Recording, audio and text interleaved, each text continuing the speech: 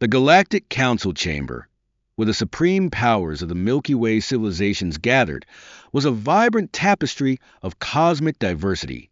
Artificial auroras filled the air, casting shimmering hues upon rare materials and unique architectural designs, each element bearing the mark of a distinct civilization. Yet amidst this grandeur was an oppressive atmosphere. On the massive holographic screen, an image of a planet engulfed in flames rotated slowly, revealing colossal craters and vein-like cracks scarring its scorched surface.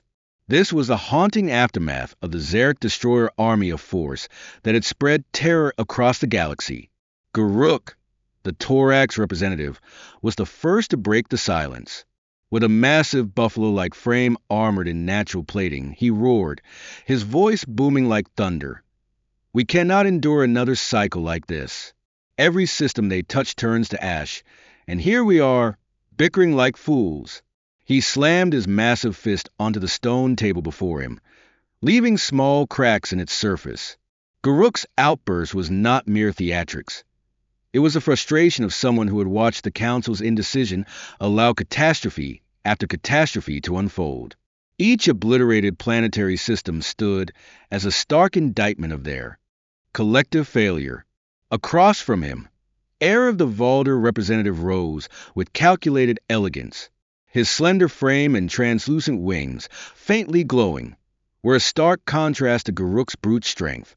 Despite his delicate appearance, Erev's tone was sharp and biting. "So, what do you propose, Zarok? We've already thrown the largest fleet this council has ever mustered at Zarok. And the result? We were crushed like dried leaves underfoot." Erev stepped closer to the central conference table, his eyes gleaming with mockery. "And what about humanity?" he continued, his voice laced with disdain. "They bask in their technological advancements. Yet in truth, they're nothing more than cowards afraid of war. This time, they won't save anyone." Erev's words were like an arrow aimed directly at the human representatives seated silently in a corner of the chamber. A ripple of murmurs spread through the hall.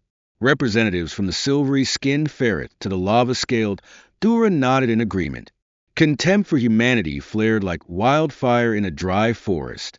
Amidst the swelling tide of anger and scorn, a voice rose, cutting through the noise like a blade. It was Linera, the Kryn representative with tiger-like eyes. Her gaze, sharp enough to pierce through any facade, held the room captive as she stood and spoke, her voice calm yet resolute. "Perhaps we have been wrong to underestimate humanity." Her statement brought a brief but palpable silence. Linera continued, her eyes sweeping across the assembly. "Their history is one of relentless survival. They haven't merely faced enemies. They've endured and overcome the harshest conditions imaginable, from wars on their own planet to surviving natural disasters. Humanity has never backed down." A few representatives stirred uneasily, but Linera raised her hand to silence them.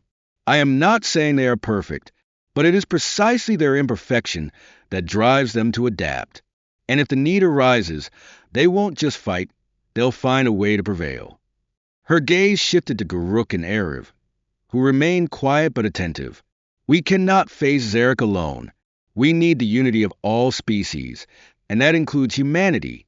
Remember, the ones who survive are not the strongest or the smartest, but those who adapt best to change." Linara's words were a beacon of light, piercing the darkness of despair and doubt that filled the chamber. Though unspoken, many representatives began to question whether they had misjudged humanity. The image of Zarok's ravaged planet continued to rotate on the screen, now serving not only as a grim reminder of destruction, but also as a call to reconsider how to confront their common enemy.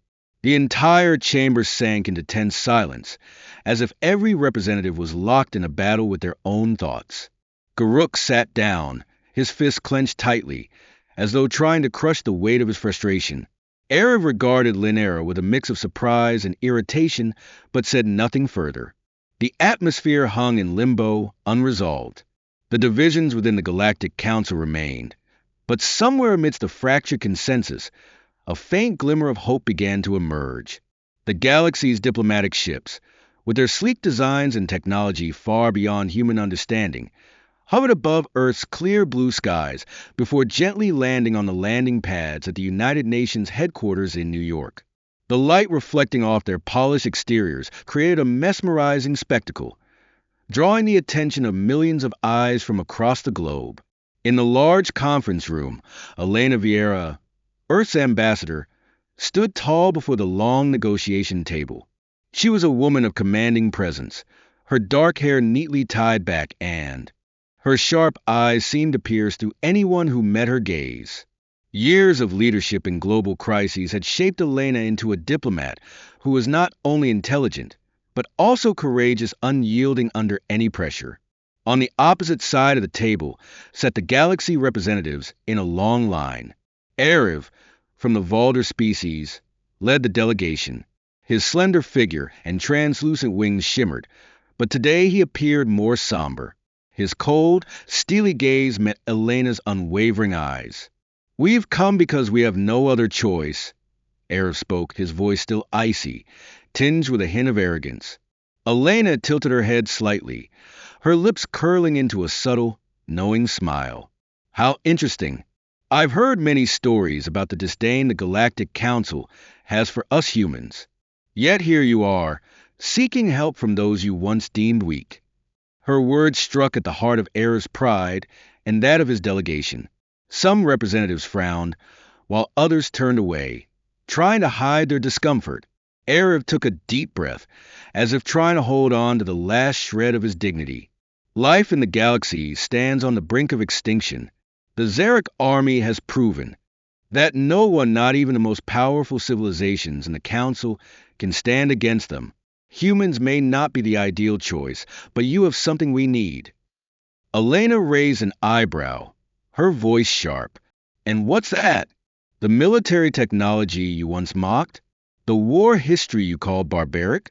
Erev lowered his head, his translucent wings fluttering slightly in a sign of restraint. "We need your resilience," he admitted. Elena quietly observed Erev for a few seconds before responding, her voice calm, yet carrying an invisible weight.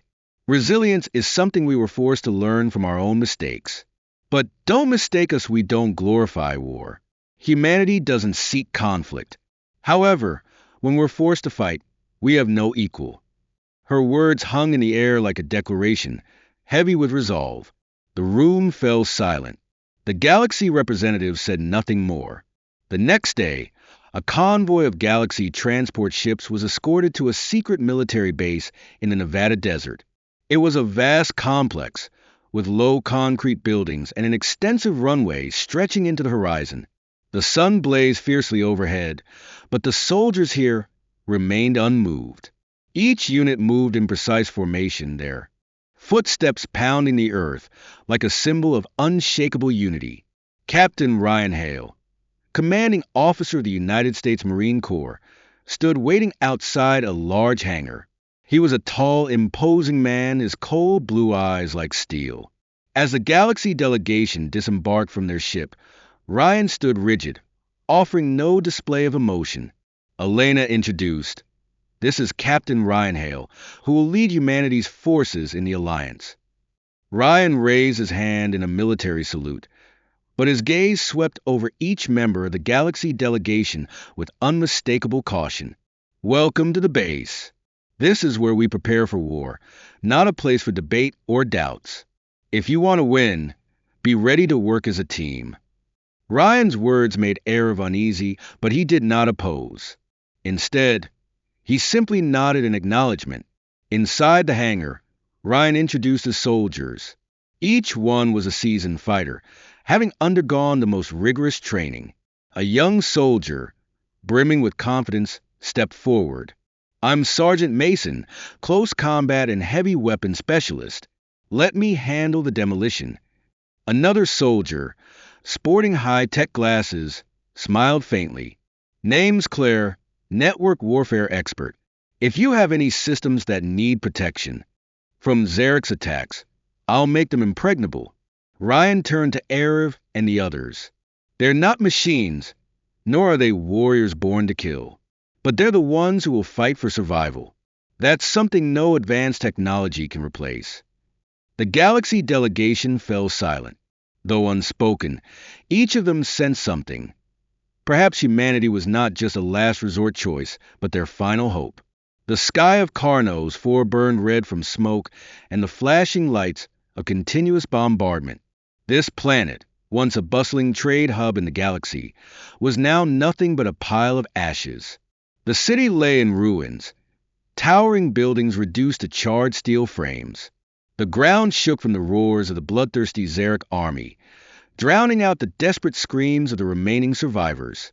From the sky, a fleet of human transport ships descended, their energy shields glowing to protect against the enemy's artillery fire.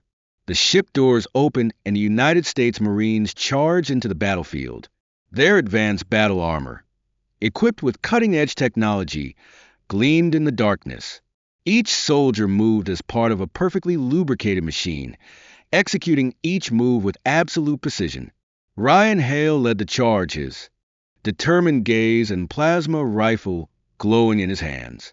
"They don't know who they're up against," he declared over the comms, his voice filled with confidence amidst the booming explosions. The Marines fought not only with sheer strength, but also with innovative tactics to surprise the enemy. A team of soldiers quickly set up automated turrets at strategic positions, creating a network of firepower that halted the Zarok forces in their tracks. The monstrous, muscle-bound, naturally armored beasts charged forward like a violent wave. But one by one, they were stopped by humanity's powerful weapons. Nearby, Linera, from the Kryn species, who had been sent to observe, crouched behind a pile of debris. This was her first time witnessing humans in combat, and the sight before her was mesmerizing. A young soldier, knocked down by a Zarok, quickly recovered and eliminated the enemy with a single lethal shot. His courage and resilience left Linera in awe. At the heart of the battle, Ryan Hale stood tall, like a symbol of perseverance. He faced a massive Zarok creature, twice his size and stronger than any enemy on the battlefield. The monster roared and lashed its spiked whip with terrifying speed. But Ryan didn't flinch. He dodged the attack, then fired his plasma rifle at the weak spot in its neck armor. The creature howled in agony before collapsing. Cheers erupted over the comms as his team witnessed a victory. But for Ryan, it was just one battle in 1,000 they would have to face. He didn't let pride cloud his judgment, knowing this was only the beginning of the war. Meanwhile, Arif and the representatives of the Galactic Council were watching from a safe distance aboard a ship far from the battlefield. This scene exceeded everything they had ever imagined about humans. In their minds, humanity had always been a weak species, living in the shadows of other galactic civilizations. But now, they realized the truth. Humans didn't just fight to survive. They fought with a fierce belief that their sacrifice had meaning. Linera, standing nearby, whispered, "They're not just warriors.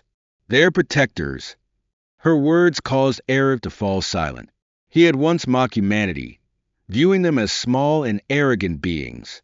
But now, he saw something in them that the Galactic Council had long lost. Courage and the ability to unite in the face of adversity. As the battle raged on, an unmanned ship from Earth dropped environmental analysis devices across the battlefield. These devices not only gathered data, but also emitted signals that jammed the Zarok's communication systems. This tactic, combined with the Marines' seamless coordination, threw the Zarok army into disarray. After hours of fighting, the Marines finally pushed the Zarok back, forcing them to retreat into the dark corners of the planet. But this victory came at a price. A few soldiers had sacrificed their lives, and the survivors stood in silent tribute as the sun set behind a smoky horizon. Ryan Hale turned to his team, his gaze steely. "We've won this battle, but this is just a prelude to hell. Prepare for what's coming." Outside the planet Carnos IV, aboard the Galactic Council's command ship, the representatives began to understand that humanity's involvement was not just a strategic decision. It was a flicker of hope in the encroaching darkness that had taken over the galaxy. The battlefield on Carnos IV was shrouded in smoke and flames, but a brief silence fell as the U.S. Marine team prepared for their most dangerous assault yet. In the sky, a massive shadow slowly emerged, carrying with it an overwhelming presence. A colossal Zarok beast, larger than any creature they had faced before, was guarding their largest warship. This was not just a war machine. It was a symbol of domination, designed to crush any hope the enemy had left. Ryan Hale looked up at the sky, his gaze unwavering. "We don't have many options. If we don't take down that warship, we'll lose everything," he said, his voice resolute over the comms. "We'll have no way out if we fail," one soldier said, the anxiety clear in his tone. "Exactly," Hale replied, his voice deep and strong. "But we've never turned our backs on the enemy, and today is no exception." The plan was quickly devised. They would launch a direct assault on the warship, using every remaining resource to destroy it. But to do this, they first had to overcome the giant beast, a task that seemed nearly impossible. From a distance, Linnera stood on a hillside where she could observe the entire battlefield. Her eyes, sharp as a tiger's, tracked every movement of the humans. This army, small compared to the Zarok, possessed an inexplicable strength. Each soldier fought as though the fate of the entire galaxy rested on their shoulders. As the Marines advanced, the giant beast let out a roar that shook the ground beneath them. It swung its enormous arms, destroying everything within reach. The humans' plasma guns and rockets, though powerful, only caused minor damage to its thick armor. "We need to get closer," Hale ordered, leading his team straight into danger. Under his command, the soldiers executed a tightly coordinated strategy. One group drew the beast's attention, while the other approached its weak spots. Linnera felt an increasing sense of awe. These warriors didn't just fight with skill. They fought with an indomitable spirit. When one soldier fell, another immediately filled the gap. No one retreated, no one backed down. After several tense minutes, Hale's team finally found a way to get close enough to strike at the beast's weak points. With the help of automated drones, they targeted the joints in its front legs, reducing its mobility. In the decisive moment, Hale personally dug beneath the creature's belly armor and attached a large, timed explosive. He barely escaped as the bomb exploded, tearing apart the creature's stomach and causing it to roar in pain before collapsing to the ground. "No time to rest," Hale said over the comms. "Move on to the warship." Taking advantage of the chaos, the Marines quickly launched their attack on the Zarok's largest warship. Explosions rocked the air as soldiers stormed the ship from all directions, taking out Zarok squads one by one. In the final battle, Hale led his team to the heart of the warship, where a massive energy reactor was running. "We need to blow this thing up," he said, ordering the soldiers to place explosives at critical points. But just then, a large Zarok force appeared, surrounding the Marines. The soldiers fought fiercely, but the enemy's numbers were overwhelming. In a desperate moment, Hale made the decision to sacrifice himself. "Get everyone out," he ordered. "I'll stay behind to trigger the explosion." "That's not possible, sir," one soldier shouted. "This is an order," Hale roared. "Go now." One by one, the soldiers withdrew, leaving Hale alone in the control room. He looked at the timer on the bomb, his hand steady. In that brief moment, he thought of his family of Earth and the people he was protecting. Linnera, watching from afar, realized Hale's sacrifice. A sharp pain shot through her mind, a feeling she had never experienced before. The Zarok warship exploded, creating a massive fireball that illuminated the entire sky. The soldiers on the ground looked up, silent in their respect.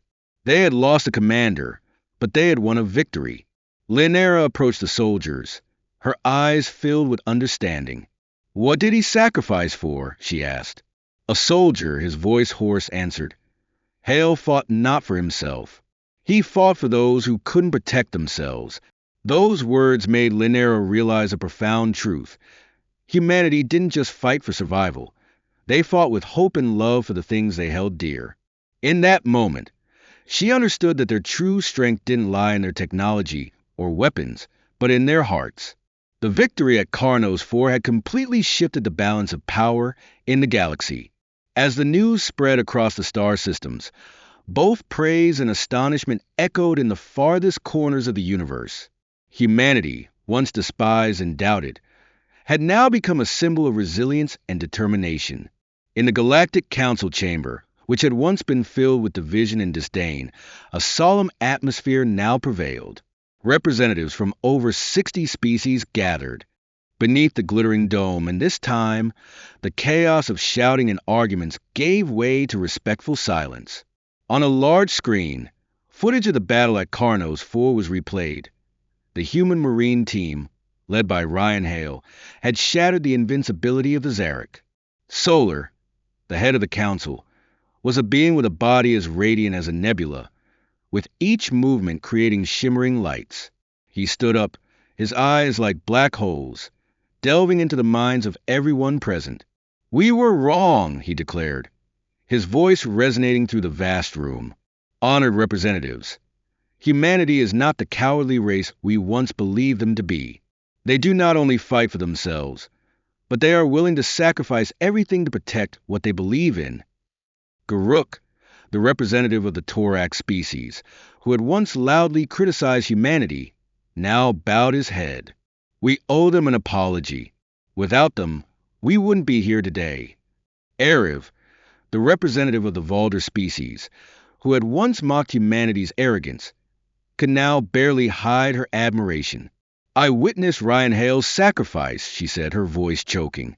"It is something that no species among us can fully understand. They don't just fight with strength, but with their hearts." These words completely transformed the perception of humanity. That day's meeting was not just an acknowledgement, but a turning point in the history of the entire galaxy. But beyond the victory, there were even deeper lessons. Linera, who had fought alongside the Marine team, was invited to speak. With her tiger-like eyes, she stood before the council, carrying her story with her. "Humanity," she began, "are not just warriors. They are protectors. They fight not for strength or power, but for those who cannot protect themselves. They are willing to stand at the front lines, enduring pain and loss, so that others may live." Linara's story spread across the star systems, becoming a source of inspiration for those who had once thought hope was lost. After the meeting, Solar called a private session with the council's military and political leaders. He announced, "From now on, we will no longer rely solely on our strength. We need to learn from humanity how they fight, how they face destruction while keeping their faith." In the days that followed, delegations from across the galaxy flocked to Earth to learn from humanity. Soldiers from dozens of different species trained alongside the Marines.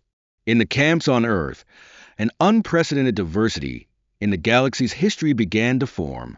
Hale, though sacrificed, became a symbol of humanity's strength and spirit. The image of him leading his forces in the final battle was immortalized in thousands of monuments across various planets. But the victory didn't just bring pride, it served as a harsh reminder to the entire galaxy of a bitter truth. The Zarok had not been completely eradicated. Their massive warships had been destroyed, but their army was still scattered across the galaxy, and the threat was far from over. In a strategic meeting, Linera posed a question. "We've won one battle, but can we win the war?" The Zarok are not just powerful, they are merciless. They won't stop. Solar nodded, his eyes deeply understanding what she meant. "That's true. But we now have something we never had before, a shield protecting the galaxy. That shield is humanity." Solar's declaration was not just an acknowledgement, but a call for unity. The entire galaxy, with all its differences and conflicts, had now found common ground. To fight together to protect life. In the days that followed, an unprecedented military alliance was formed, with humanity at its core.